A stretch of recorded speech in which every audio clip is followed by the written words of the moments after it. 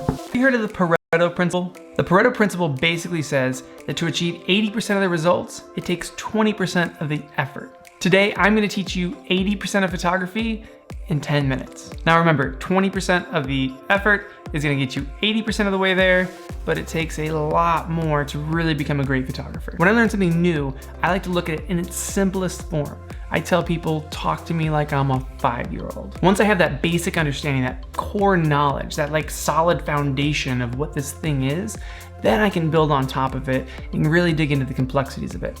That's what we're gonna do with photography. Today, I'm gonna get you 80% of the way there so that you're creating awesome images, and when you're not creating awesome images, you'll be able to troubleshoot and figure out why. Here we go, 10 minutes. First up is ISO, and it's the first thing that I'm gonna set in any given scenario. The basic gist here is that ISO is the sensitivity of your camera's sensor. The higher the number, the more sensitive to light your camera sensor is gonna be. The lower the number, the less sensitive.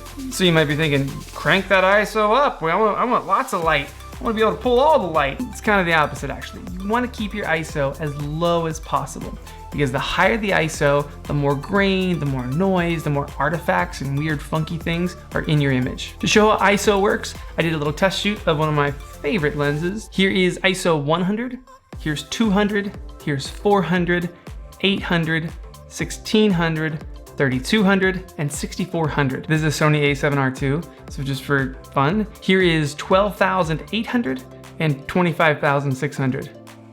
That is a little fun.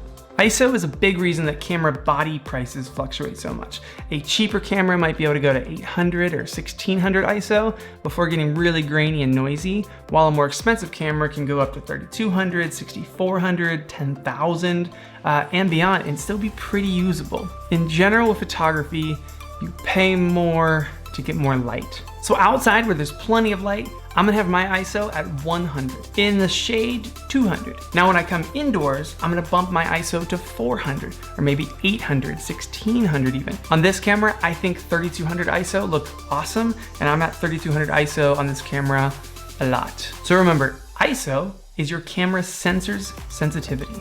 The higher the number, the more light, but the more noise.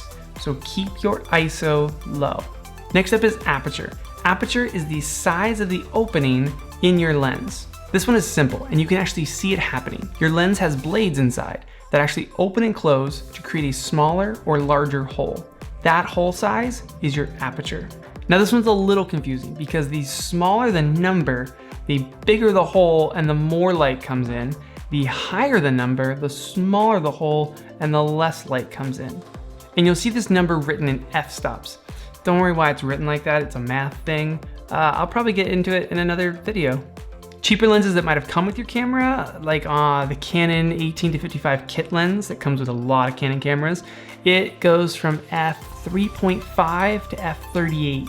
And Sony's kit lens, I think, is f3.5 to f36, which means at f36, it's a tiny little hole, and at f3.5, it's bigger, and it's gonna let more light in. So the higher the number, less light, lower the number, more light. Then you move to lenses in like the $1,500 to $2,500 range, like this guy. This is Sony's 85mm f1.4, which means it can open up huge and let in a ton of light.